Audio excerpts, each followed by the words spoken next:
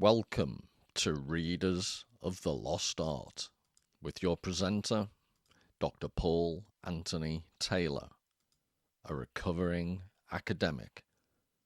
And the title of today's talk is Nolan's Odyssey, the Sea People's Trojan Horse. Writing dialogue is not one of Nolan's talents. The language is relentlessly expository, humorless, and flat. It lacks psychological, emotional, political, and ethical depth. Its narrative structure is gimmicky. The writing is abysmal. Despite all this, the release of the Odyssey is still an event to celebrate. In what we are told is the streaming era, this epic is bringing audiences back to cinemas. In what we are told is a time of declining literacy and the death of the humanities, translations of the Odyssey, including mine, are flying off the shelves. Some of those who buy the book or show up in cinemas to watch Tom Holland may go on to study ancient Greek. Perhaps the film will persuade a few college administrators not to cut their literature, language, and history departments. Nolan, who studied English at University College London, where students still study the Odyssey as a first-year foundational text, is doing his best to get the general public reading again, and I am grateful. Emily Wilson. Well, hi everybody, and I wanted to start with that account from Emily Wilson, because she's an important character. She wrote a translation that Nolan said he used as the basis of his film, and I couldn't agree with her less. I wanted to start with that quote because, as you saw in the first bit, and they're just excerpts from it, I think it's like a 4,000 word article. She spends the whole article lambasting Nolan's film from a literary point of view, and then it's in that final paragraph I've just quoted you, in which she's very upbeat and positive and is thankful for the film. So I wanted to set the tone. This video is the polar opposite of Emily Wilson's position. And I'm genuinely interested in the comments to discuss this with people, because I'm thinking out loud, but let's just say she's right. Let's just say that loads of people will go off. This is the defense of Nolan's film. People will go off, they'll watch the film, they'll then read the original, and apparently they're all going to sign up for ancient Greek classes. No, I honestly, I've seen articles saying how the inquiries into ancient Greek classes have increased 550%, which they may have. Those people aren't going to actually sign up for ancient Greek. And let's just say people will go off and read the original. I think that's going to be optimistic, but let's just say it's true. Even if all of that is true, that then begs the question, then this is what I really want to hear back in the comments. What does that tell you about a society that, as Emily Wilson admits, has largely stopped reading? All the latest studies are showing this. Year on year, reading rates are declining in terms of substantial reading. I've said this before on the channel, literacy in the very narrow sense has never been more widespread in the terms of reading basic texts that are always flying through the Ethernet all the time. But in terms of reading longer, more involved pieces of work, having taught in the university sector for decades, towards the end, you just couldn't give long pieces of writing to students. I ended up teaching cinema, ironically, precisely because students just basically wouldn't read or weren't encouraged to read, and I wasn't backed up by the university as a whole and the whole sector. Expectations became so low that literacy in its deepest sense, universities used to be the absolute creme de la creme of deep reading, and that's all just gone. So I don't see, if we're in a society where the only hope is a film director who has taken one of the foundational texts, again, as Emily Wilson says in that article, and has gutted it and has made it this hollow. This is why I'm so enamored with this image, this hollowed out Trojan horse that is now, it's a collectible, as I'll show you lots of images. I'm a bit obsessed about this Trojan horse because it's a film involving a Trojan horse, and I'm arguing the film itself is a Trojan horse for the popcornization, if I can make up a word, of great literary work. And because anyone who loves the classics is feeding off scraps in this culture, Emily Wilson is grateful to the very man who has butchered the original. And this is the crazy time we live in. In order to save the thing you love, you have to almost kill it.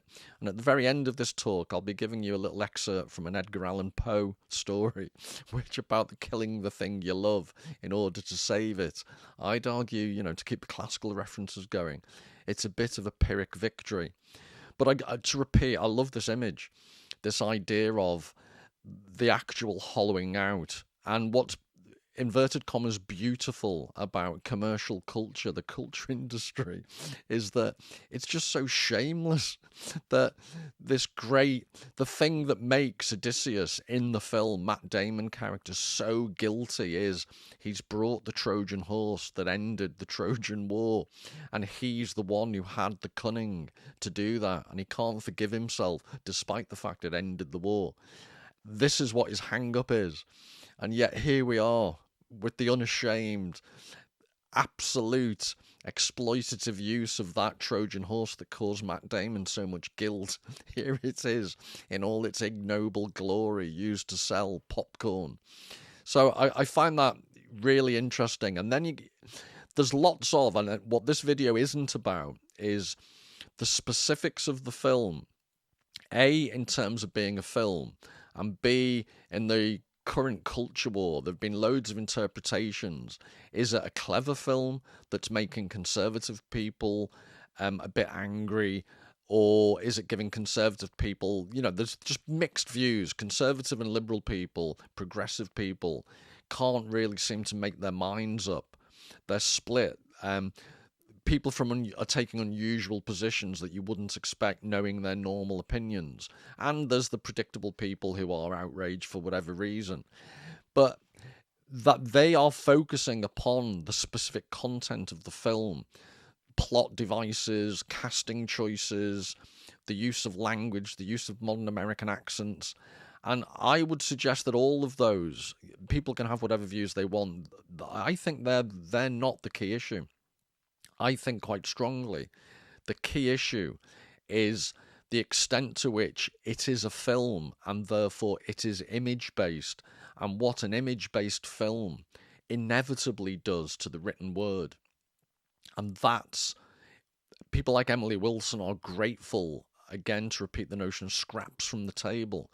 But actually, it's a very dangerous game to play when you're reliant upon a film director like Chris Nolan to, inverted commas, protect the classics. And that's what I'll explore, how Christopher Nolan, in my view, has hollowed out the text.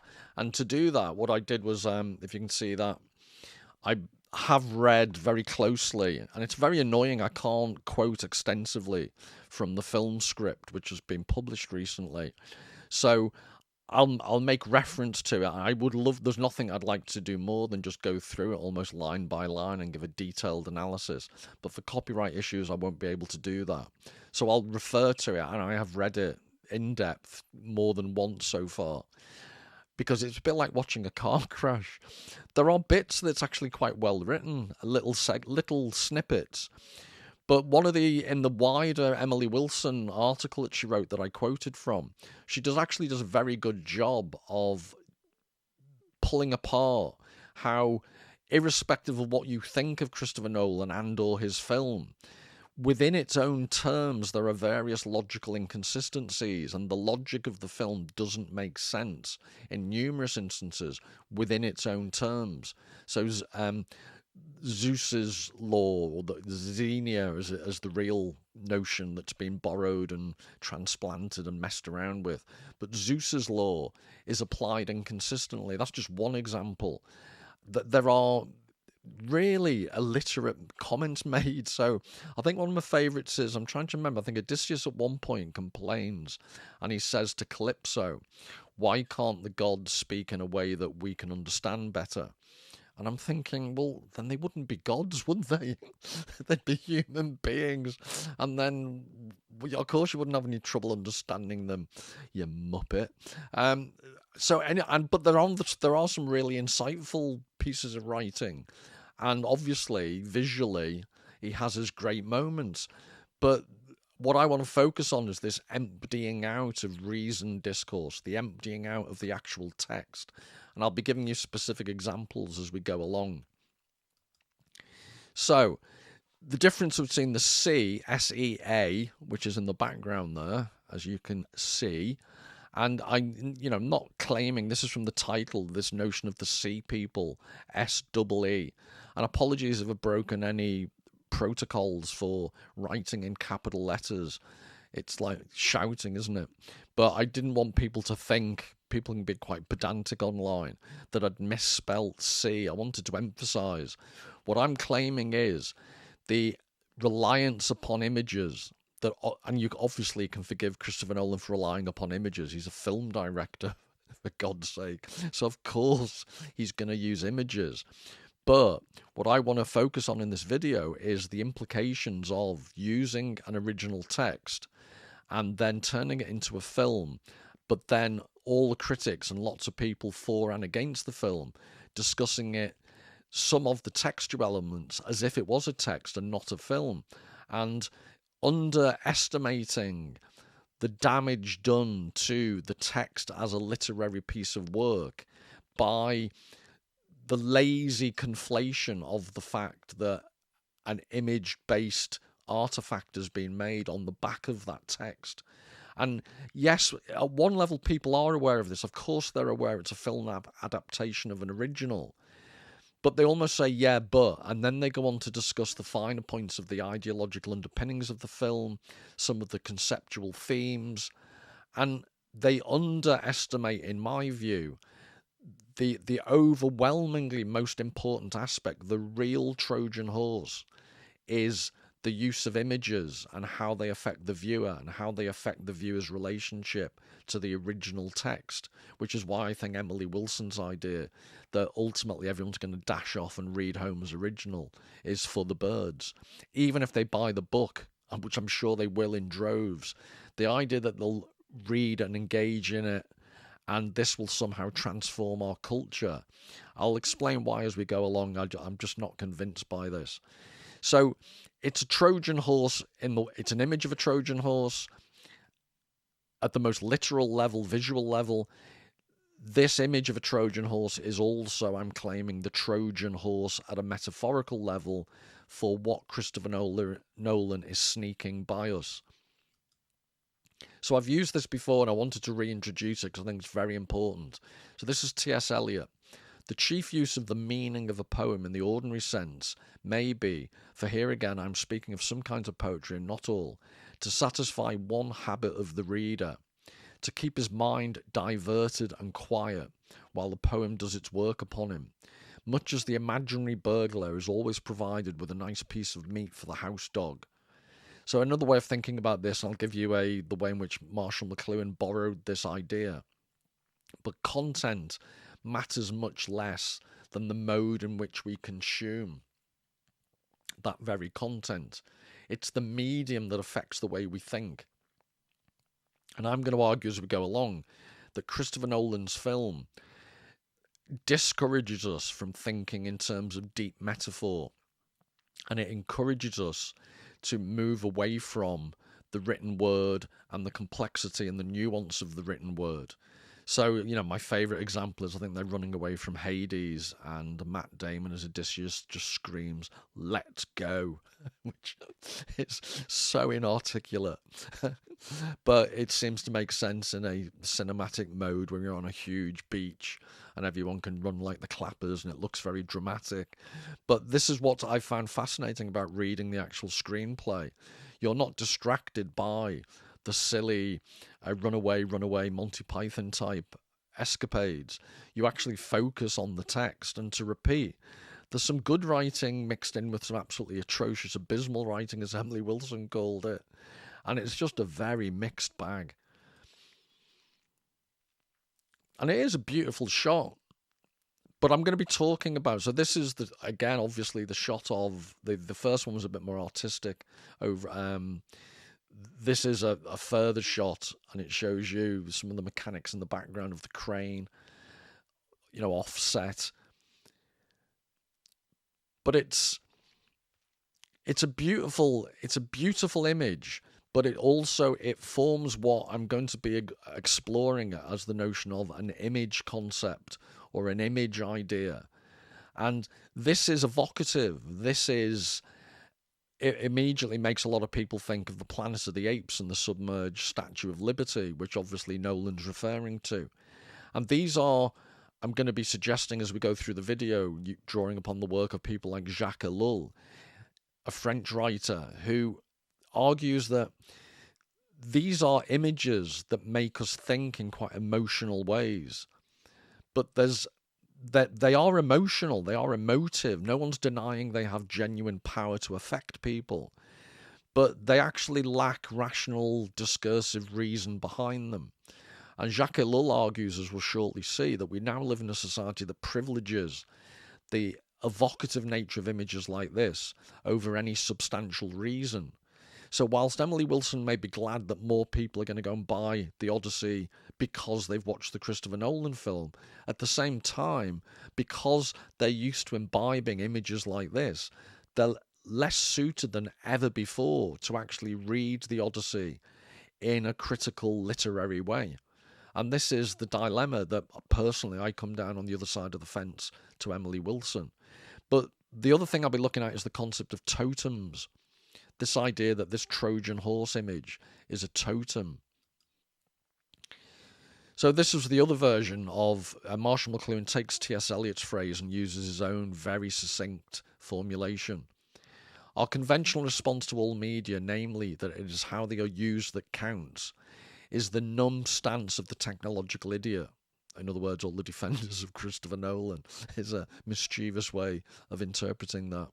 For the content of a medium is like the juicy piece of meat carried by the burglar to distract the watchdog of the mind. So if you follow McLuhan, if you believe T.S. Eliot, it's not the particular ideological arguments people are claiming to see within the film. It's the very fact it's a film and you're consuming it as a film that has the long-term effect. And that's what I'm going to hope to persuade you for the rest of this video.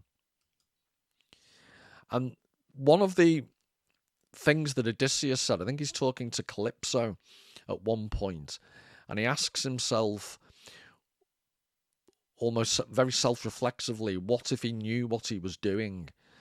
He's filled with guilt. He's filled with the guilt at the fact that he was the one who introduced the Trojan horse, and that in a very Oppenheimer-like way, Christopher Nolan's just repeating the Oppenheimer theme, the guilt of having caused or perceived to be causing the origins of immensely powerful harm. And Odysseus is asking, what if he knew what he was doing at the time, talking about himself? And it makes me think of Christopher Nolan, because part of the film and of the original is the idea that Penelope, his wife, also shows cunning, because in order to delay the suitors, she pretends to be weaving, and at the end of every night, she undoes the very thing that she's woven. And that made me think of to what extent Christopher Nolan has been compared to Odysseus for all his cunning methods, and to what extent is he like Penelope?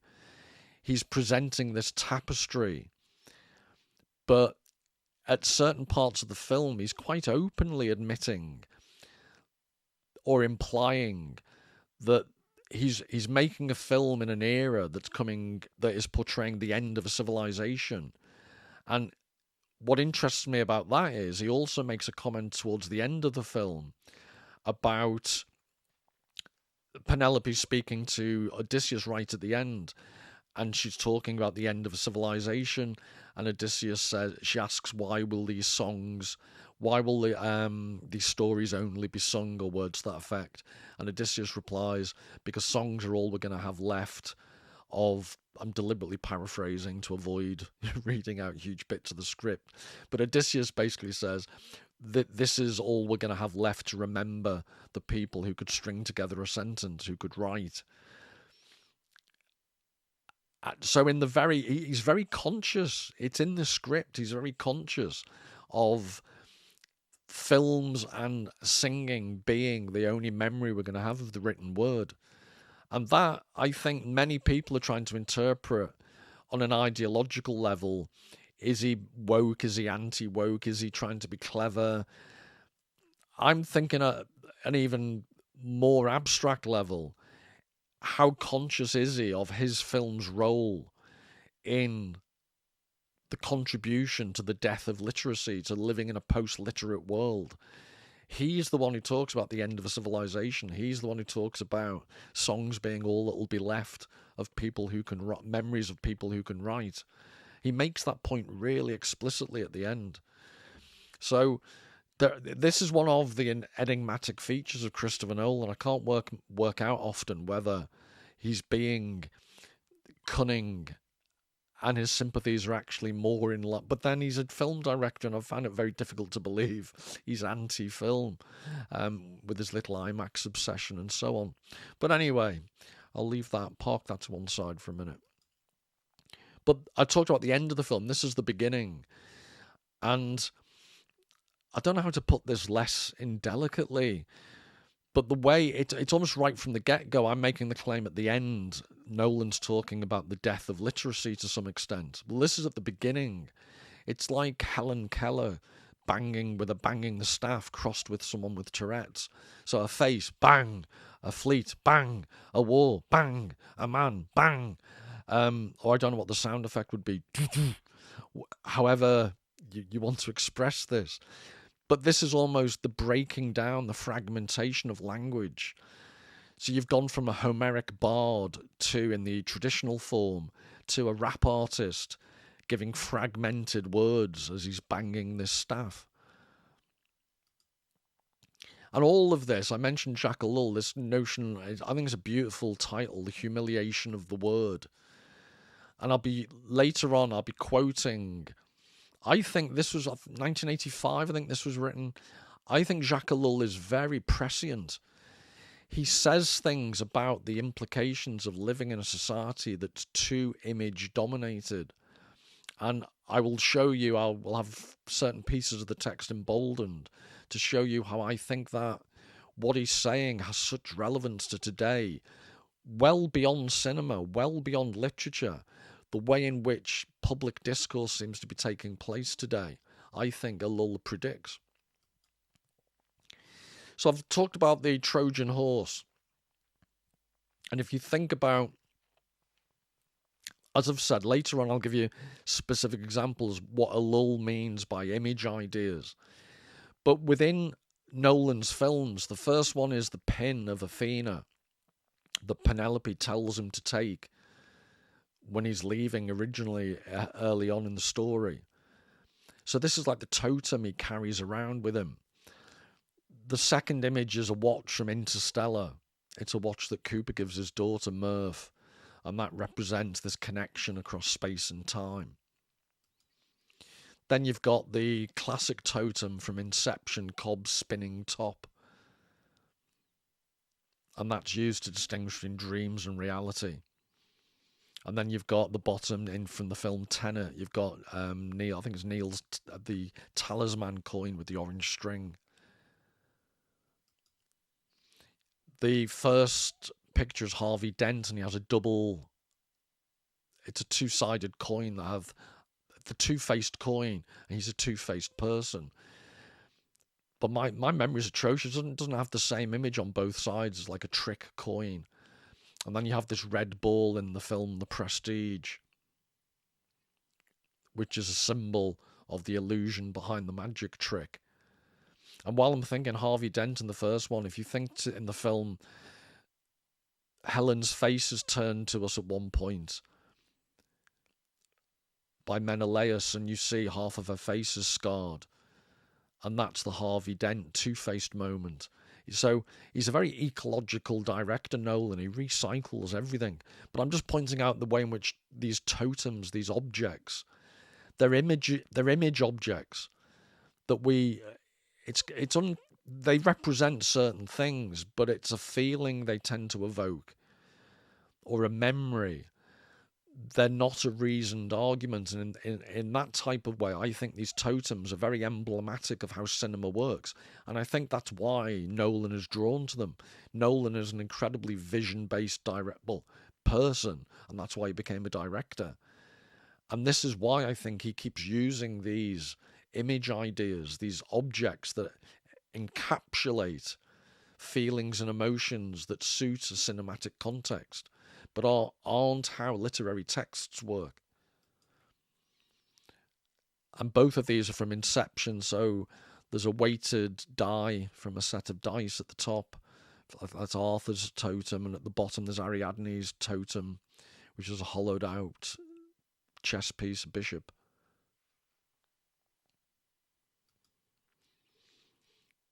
And then this runs through all these films. You've got the totemic use of Polaroids because the character in the bottom from Memento has lost his memory. You've got Oppenheimer, the marbles. I think they visualize the accumulation of uranium and plutonium for the atom bomb.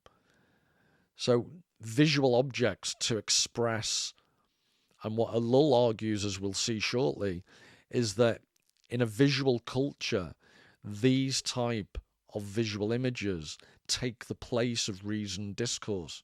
And these type of visual images lend themselves to emotional investment more than they do reason and reasoned argument. And this gets felt at a wider social level. So this is the screenplay I've been studying, but also again, do you see how the helmet in this picture becomes iconic? It becomes an image thought. And there's lots of debates online on how realistic is this. It really doesn't matter. Just the back of someone's head wearing this helmet can become an incredibly evocative totem of the film itself. And I find it ironic that this totemic helmet image is used on the cover of the actual screenplay, which is supposed to be devoted to the written word. Yet, obviously all books have book covers, but the way in which it uses this iconic image from the film, I think is very appropriate, because in Nolan's screenplay, in literary terms, I think it's poor. But that's not what it's about, because it's about the image. And yet you do need, in a film, the screenplay isn't nothing. It could play an important part, but half the time in Nolan films, you can't even hear the dialogue because the sound effects are too loud. So it's very clear that Nolan prefers, above all else, vision. And there's a story behind this. This is from the John Ryland Library in Manchester, the University Library. And I think it's a 2nd century AD fragment of the Odysseus in Greek, the Odyssey in Greek. And apparently librarians from John Ryland's library, with a briefcase, they compared it in the article I was reading to Mission Impossible. They took fragments of the oldest copy of the Odyssey to New York, where members of the cast and Nolan could briefly have a look at the actual papyrus. So again, you've got this weird situation. Nolan almost treats the papyrus fragment as a totem, whilst he produces a film that completely hollows out the meaning and the value of the original text itself.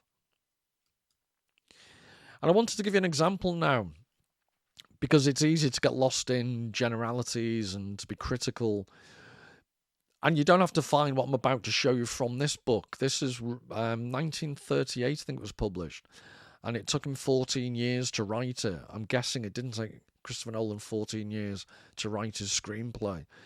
And it's a huge, I think they said 33,300 odd lines of verse. And it is what it says on the tin. It's a modern sequel. And I'm going to give you a short segment from the very beginning, because Kazantzakis, he starts his epic poem from the point at which Odysseus has just killed the suitors. So he starts deliberately just before Homer ends his epic. And I thought it might be interesting just to see a short excerpt to compare how Nikos Kazantzakis, brilliant Greek writer, how he deals with the mentality rather than the guilt-ridden Matt Damon Odysseus. You'll see that this is a much better written and psychologically much different account of Odysseus, not suffering from any guilt whatsoever. So I just thought, if nothing else, it might be vaguely interesting, because I don't think this particular... It's very difficult to get hold of the original book, which is a real shame. Online, you'll find online copies, but I'm trying to think. It costs about £40 for me to get a hardback of this. It's not widely available, so if your library has a copy, I'd advise you have a look at it. I find it great. But anyway, book 1. And when in his wide courtyards Odysseus had cut down the insolent youths, he hung on high his sated bow, and strode to the warm bath to cleanse his blood-stained body. 2 slaves prepared his bath, but when they saw their lord they shrieked with terror, for his loins and belly steamed, and thick black blood dripped down from both his murderous palms. Their copper jugs rolled clanging on the marble tiles. The wandering man smiled gently in his thorny beard, and with his eyebrows signed the frightened girls to go. For hours he washed himself in the warm water. His veins spread out like rivers in his body, his loins cooled, and his great mind was in the waters, cleansed and calmed. And all the way through, like the staff of the bard in the film, I'll just keep showing you totemic, iconic images from Nolan's vision.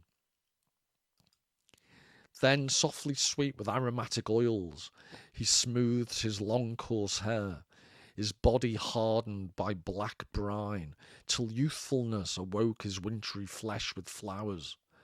On golden-studded nails in fragrant shadows flashed, row upon row, the robes his faithful wife had woven, adorned with hurrying winds and gods and swift tree-reams, and stretching out a sunburnt hand, he quickly chose the one most flaming, flung it flat across his back, and steaming still, shot back the bolt and crossed the threshold. His slaves in shade were dazzled till the huge smoked beams of his ancestral home flashed with reflected light, and as she waited by the throne in pallid, speechless dread, Penelope turned to look, and her knees shook with fright. That's not the man I awaited year on year, O gods, this 40-footed dragon that stalks my quaking house. And that's from the Universal Studios, Florida.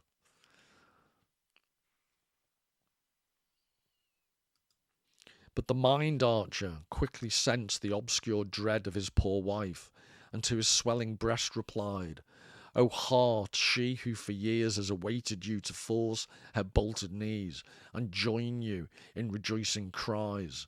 She is that one you've longed for, battling the far seas, the cruel gods, and the deep voices of your deathless mind. He spoke, but still his heart leapt not in his wild chest, still in his nostrils steamed the blood of newly slain. He saw his wife still tangled in their naked forms, and as he watched her sideways, his eyes glazed, almost in slaughter's seething wrath he might have pierced her through. This is Trafalgar Square.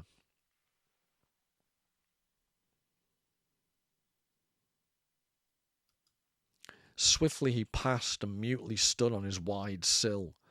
The burning sun in splendour sank and filled all nooks and every vaulted cell with rose and azure shade. Athena's altar in the court still smoked, replete, while in the long arcades, in cool night air, there swung the new-hung slaves, their eyes swollen and tongues protruding. His own eyes calmly gazed in the starry eyes of night, who from the mountains with her curly flocks descended, till all his murderous work and whir of arrows sank within his heart in peace, distilled like mist or dream, and his wild tiger heart in darkness licked its lips. After the joy of bathing, his mind grew serene, nor did he once glance backward toward the splattered blood, nor in its cunning coils once scheme for ways to save his dreadful head from dangers that besieged it now. Thus in this holy hour, Odysseus basked in peace on his ancestral threshold, standing, bathed and shorn of care.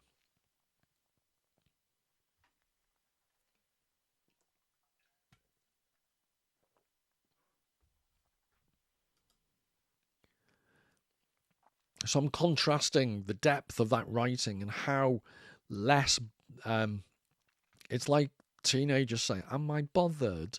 It's he couldn't be less bothered.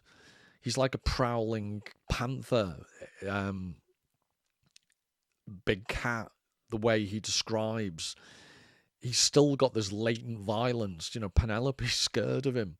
It couldn't be less Hollywood. It couldn't be less totemically hollowed out. Come and get your popcorn. Here's Odysseus and here's the Trojan horse. And we're just going to lazily use this image idea all the time to promote this film. So to pursue this is how Ellul thinks these things. At this point, we come to the greatest mutation known to humankind since the Stone Age. So he's not mincing his words. The delicate balance between seeing and hearing, word and gesture, was broken in favour of signals and sight. Western people no longer hear. Everything is grasped by sight. They no longer speak, they show. Nevertheless, we are inclined to consider contempt of discourse, the hatred of the word and language that has gripped us so, as a problem only for intellectuals. So Ellul's making this point. You might think it's just old academics like me who are mardy and annoyed at the decline of the written word. And Jacques Ellul's saying, no, this is a society-wide problem now.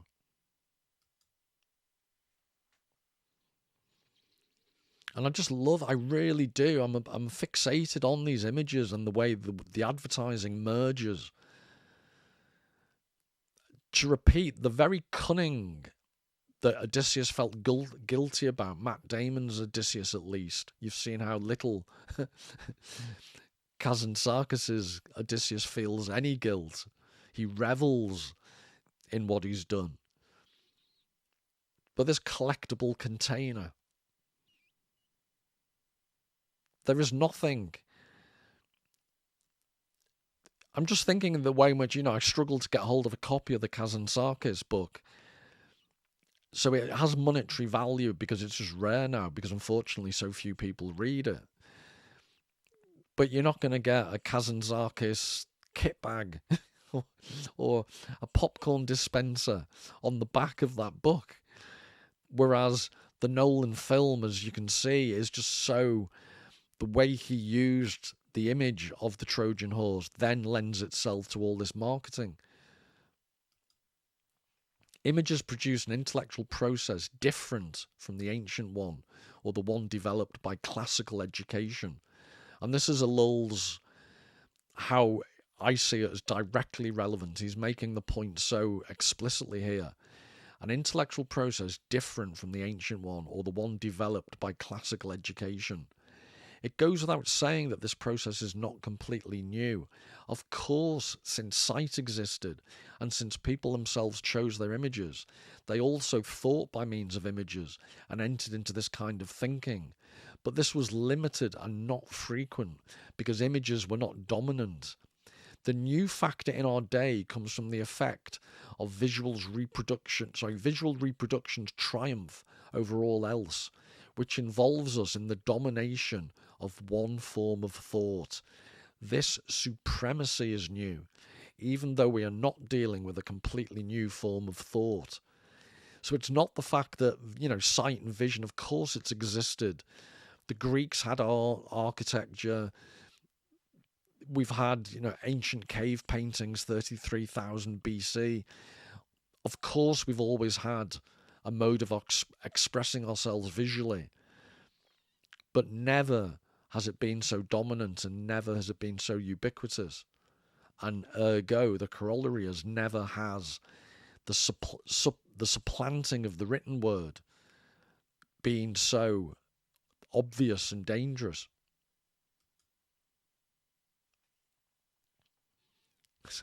I'm sorry, it's just I see little, even though they might look a bit repetitive, some of these images. I just love the way it says there, Trojan horse, and then underneath includes large popcorn. Words spread because they belong to an image. We do not much know what they mean, but these terms involve in themselves a kind of magic that makes us feel good when we use them. Remember at the beginning of the Nolan's version, I think the title slide is along the lines of "in a time of apparent magic," and then the rest of the film is trying to get rid of the gods, get rid of any sense of enchantment, and this is all here in what Ellul is saying. In the written word, these terms involve in themselves a kind of magic. That's the magic Nolan was trying to get rid of, that makes us feel good when we use them. By means of these terms, the ordinary person becomes part of a trend or fashion.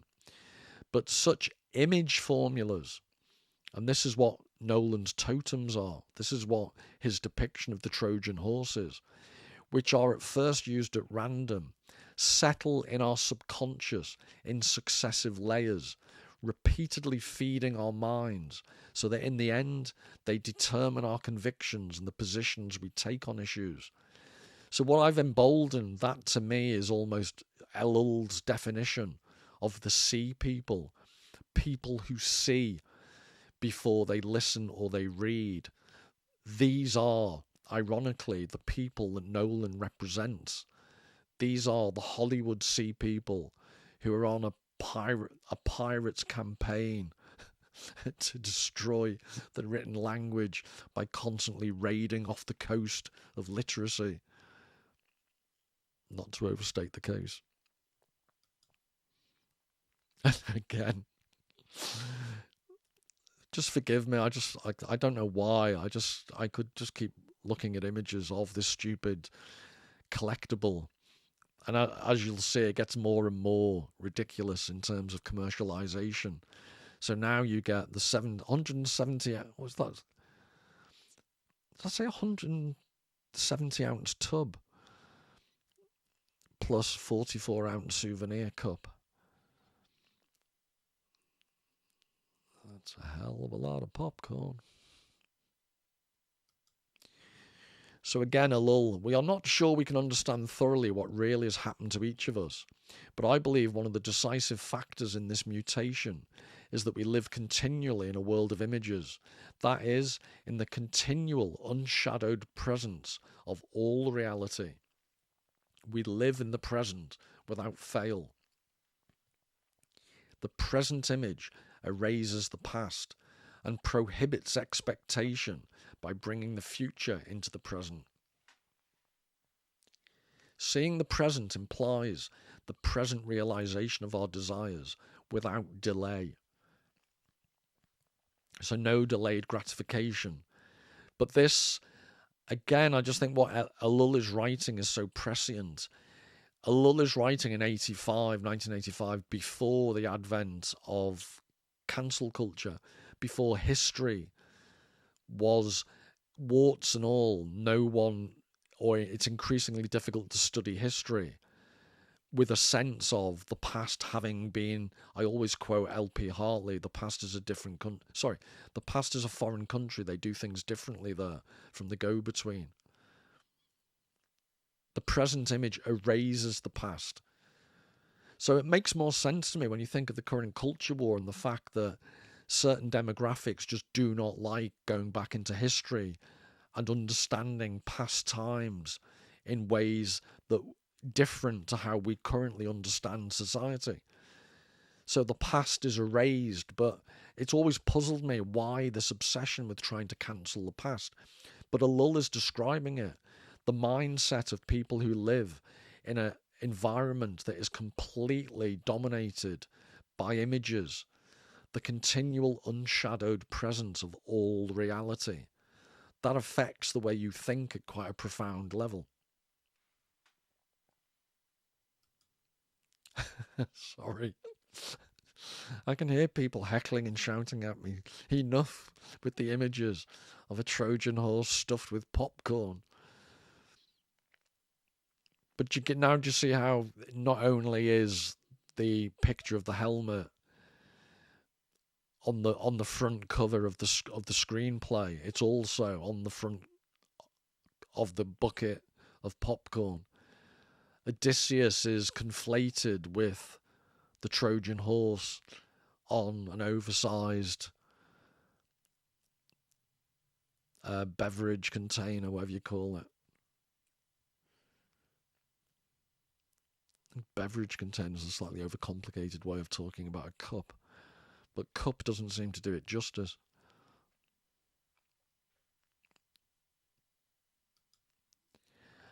So again with Ellul, and when the threats are not real, images still surround us with the fictional threats of horror films and stress-filled movies, as if reality were not enough. The word never had either this function or this power. Certainly it never possessed this continual presence. Real or fictional images make us feel that we are witnessing the end of the world. This is a logical consequence of the imaged ends of the world and of civilizations we are continually shown. And I remember reading this years ago, and this was a section I didn't really fully follow. And then, towards the end of Nolan's film, and I was reading in the screenplay, Penelope, I've mentioned this anachronistic discussion over the end of our Bronze Age. But it's a constant theme at the end of the film, the idea that there's a civilizational decay, and the sea people, SEA. This is why I'm so fixated, simple as it is, with this, SEA and SEE. The idea that the film talks about the sea people as the destroyers of civilization. And Nolan seems to be implying the enemy is within, and we all need to be nicer to each other. And yet, he is one of these SEEC people who are heralding and enabling the complete dominance of the image-based civilization that's destroying literate culture. Sorry, I am now getting fixated. Isn't that exactly the same image and maybe turned around? And when the threats are not real... Oh, sorry, I haven't done the other bit. Thus we have these two trends. The demand for everything immediately and the dread of the end of the world, both of which stem from the infinite multiplication of images.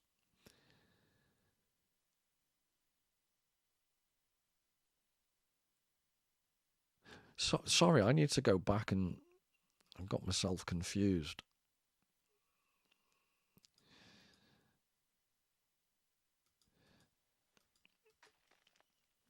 So, I'm sorry.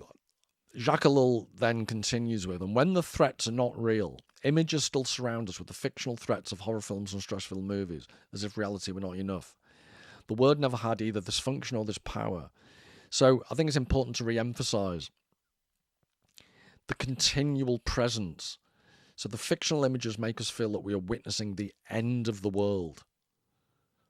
This is a logical consequence of the imaged ends of the world and of civilizations we are continually shown. So then he says, thus we have these two trends, the demand for everything immediately and the dread of the end of the world, both of which stem from the infinite multiplication of images. These trends work together to produce on all sides apocalyptic and messianic tendencies, or at least the coming of an ultimate era. This is the first of the great changes we undergo. The second is the mutation of our intelligence and intellectual process. So it is odd the way in which this is quite esoteric book. Not a huge number of people know about Jacques Ellul. And the way he's writing, to repeat, when I first read this, I struggled to understand. I also struggled to follow the order of slides I've repeated accidentally. But I struggled to follow where he was getting this idea. Why would images be associated with the end of civilization? And yet there it is at the end of the Odyssey. It's one of the key themes. Penelope and Odysseus are haunted by this sense that their civilization is coming to an end. So that's the first trend, is this idea of the coming of an ultimate era. And then the second is the mutation of our intelligence and intellectual process.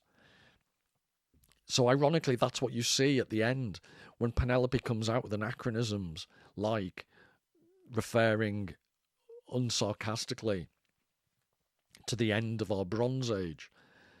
And maybe on another occasion, it is curious, and it's not original. Loads of people have identified various anachronisms. And someone mentioned in the comments about the spurs that are clanking in the film. And then I think it's on at least, is it 3 occasions or at least 2 at the early and then later on in the film. There's you hear the sound of spurs clinking, and it's mentioned. Eumaeus, I think he tells, "You're a swineherd, not a cattleman. Why are you wearing spurs?" And it's not just one accidental anachronism, because it's repeated much later on in the film. And I am very interested in why Nolan almost indulges his taste for anachronism. He's introducing Western motifs to ancient classical Greece, which I think is an example of this mutation of our intelligence and intellectual process. It's almost, if you're living in a world of image ideas, image formulas, these anachronisms and these illogical things don't seem to matter as much because our logic has mutated. That's why, it's the only explanation I can think of why Odysseus says things like, why don't the gods speak in a way that it's easier for us to understand? It's just a logical level. It's such a stupid question. But the whole screenplay and the whole film seem to have this very odd bricolage of odd effects and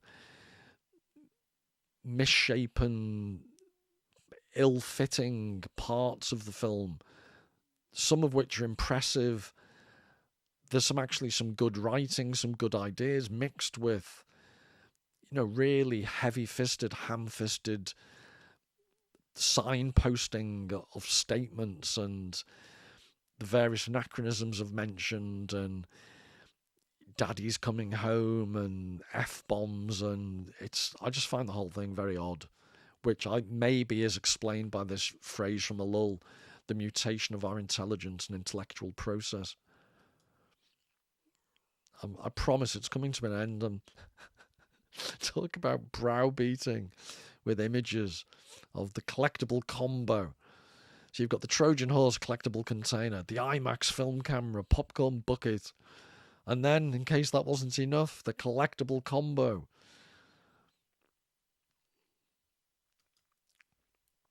The emotional quality of what we moderns call our thought produces an extreme violence of conviction, combined with extreme incoherence in our arguments.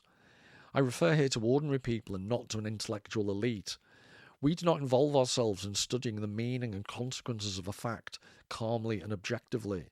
The fact asserts itself through its image and associates itself in unchallengeable fashion with other images which, in this mode of thinking, are its true context. Emotions justify as well as provoke or command opinions, which still seem intellectual and reasoned. Which, in the current culture war, I just see that as such a prescient brilliant way. He's actually predicted this over emotionality and this feelings rather than facts that seems to dominate our present culture. If you feel something strongly enough, it is so.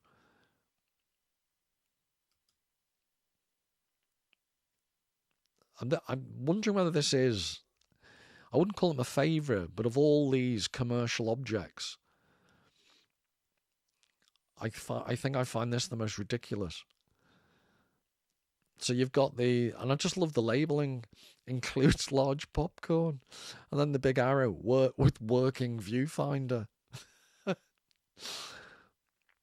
Now, please do tell me in the comments, because I am assuming, or I was assuming, that these are for kids. But the more I look at it, the more I think, no. I think there's lots of people living in their mother's basement who would buy these without any sense of irony. But tell me if I'm just being overly cynical, please. I recall a group of young people who were fervent in their political concerns and whose education had been based on images. They listened to a magnificent lecture on Algeria in 1959, a lecture astonishing in its documentation, intellectual rigour, fine analysis and solid synthesis. The practical consequences of this presentation flowed in a precise manner from its premises. Afterward, these young people said to me, "That's very good, no doubt he's right, but we feel differently." They knew nothing of Algeria, of course, except for images. This anecdote seems typical to me of the misunderstanding between word-oriented and image-oriented people. And to bring this back to the Odyssey, there's a point at which Odysseus is talking to Calypso, and in the screenplay and in the film it says, "I don't know, I feel." And again, I think that encapsulates the idea that logical, reasoned argument. I can think of a few hot political topics in the world in which reason just seems to go out the window. People are so emotionally invested, almost in inverse proportion to how much information they know about the particular issue. Feelings triumph over everything else. And I think it's interesting that it's present, it's stated, and this is one of the advantages when you just read the screenplay. When you're watching the film, remember the watchdog of the mind gets distracted by the juicy piece of meat. I think it's sometimes the images and the whole, you're getting percussed over the head with Nolan sound effects. But when you see it in black and white on the screenplay page, Odysseus saying, "I don't know, I feel." And then you see Ellul, 1985, writing about these trends. Over 40 years before it appears in Nolan's film. And I do think Nolan is almost subconsciously representing the zeitgeist. And then this is the thud of the rapper at the beginning of the film. Every time I show you one of these images, and I just show you a decontextualized, instead of a decontextualized word like face, trick, I'm just showing you decontextualized, ridiculous objects stuffed full of popcorn. Although at least all the information you need is in this poster, including the statement, "The Odyssey popcorn bucket is an IMAX camera," and images from the film in which, in the Bronze Age, as we're anachronistically told, yet you have these ironclad, polished iron soldiers, giants, the Lastrygonians. It's anachronism piled upon anachronism with a bit of a anachronistic sorbet sauce. Again, Ellul, "We have utterly left behind the old technique, a film based on the novel by so-and-so, or the film as simply an illustration of a story. The reason is that translation from one medium to another presupposes difference and opposition, with the result that it's always unsuccessful. The intertwining of the two is now complete, but to the benefit of image and to the story's detriment, to the benefit of the spatial at the temporal's expense. Language in visual form unfolding in space replaces verbal language unfolding in time. I think that's a crucial statement. Language in visual form unfolding in space replaces verbal language unfolding in time. Again, I think that explains the cancelling of history in popular culture, but I also think it explains the numerous anachronisms in the film. Time is less important in Nolan's mind because of the way Ellul describes the way in which an image formula, an image-dominated medium works. Space is more important than time. Which is, as I'm thinking out loud, it's La Recherche de Pompidou by Proust is all about the length of Marcel's life, huge expanses of time and involuntary memory. And then you've got James Joyce's Ulysses is more about one day in the life of Leopold Bloom. It's more about the spatial exploration of Dublin. And yes, there is a temporal aspect because there are echoes of the Odyssey in Ulysses. But the actual, so that's the clever way he does both time and space. But the actual narrative is more spatially focused. And there's a whole realm, it's disputed, but there's a whole realm of criticism that argues modernism is typified, characterized by privileging space over time. But I would argue it's still conscious that it's doing that. I think the fact that Nolan may not always be fully conscious because this privileging of the spatial over time has now become so ingrained in our culture. Again, I just think that explains some of the daft anachronisms and the way in which time is treated in the film.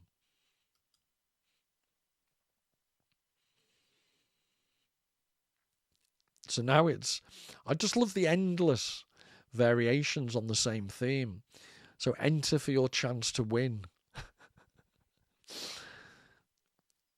So now an element of chance, a lottery to win, an essential commodity. Your life lacks meaning without the IMAX film camera popcorn bucket. And then underneath, shot entirely with IMAX film cameras. It's the irrationality in poster form. It's an apotheosis of daft images.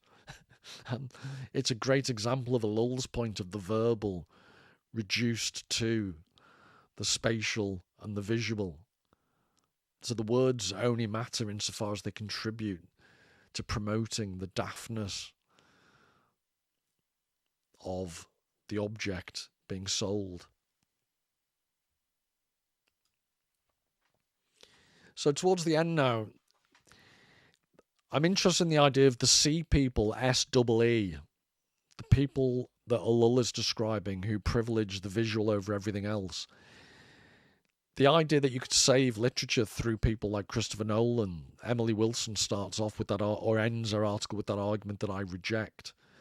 I think this idea of killing what you love by relying upon people like Christopher Nolan is encapsulated in the story by Edgar Allan Poe, The Oval Portrait.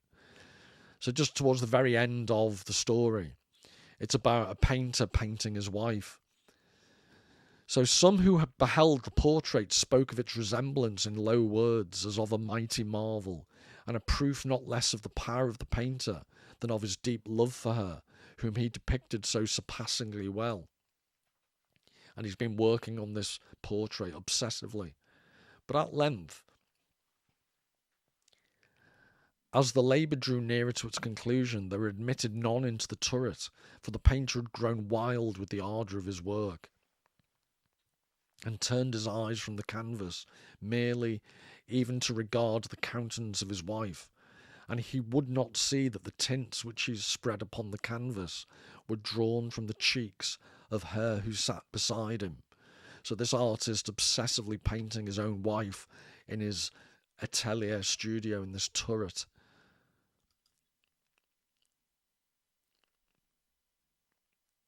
And now you've got the way in which I find this interesting, because in all of his films he tends to reference his previous films.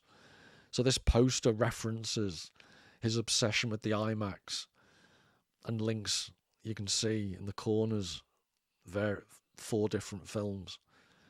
But anyway, back to the painter who's painting his wife.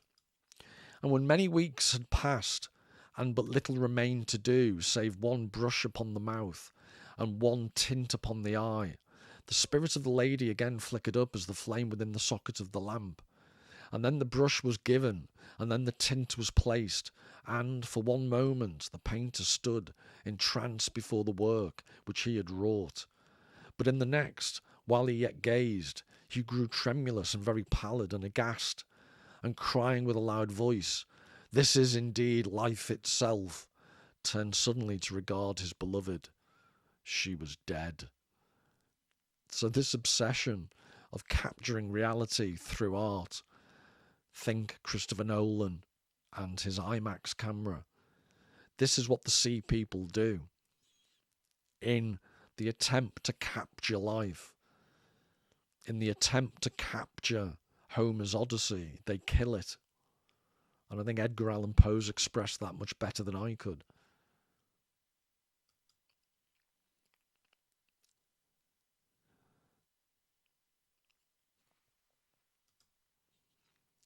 So this is a parody of what happens at the end of the film.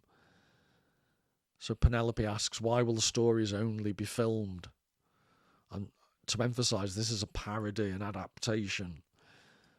Paul, because films will be all they have to remember those of us who could write a grammatically correct sentence. Penelope, civilization will rise again. Paul laughs, splutters his Guinness. So that's my response. This is what I would do in the screenplay. It's a complete rejection of Emily Wilson's argument.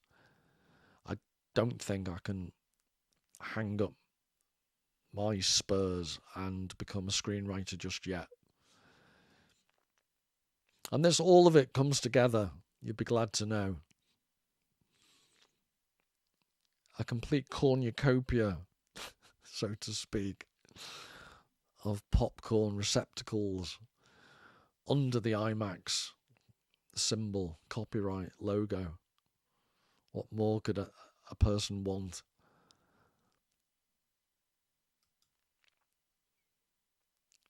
We broke the fragile bonds between men. That's what's said towards the end of the film. Yes, you did, Christopher. Yes, you did. Again, it's almost like he's conscious of what he's doing. I read this as the sea people, SEE, what they've done to literacy. Literacy provides fragile bonds between people. And I like the way Ellul sums it up. Nothing ever constrains us to face what is dying when we see it so alive in our images. So that's another way of thinking of the Edgar Allan Poe story. When we're distracted by the representation of images, we neglect his poor wife sat there dead because he's more interested in the representation than the original, which is pretty much what summarises the attitude that it's all right. Christopher Nolan's at least encouraging people to go off and read the Odyssey. Is he? Yes, perhaps in a way, but is he ultimately killing the thing that we're supposed to value?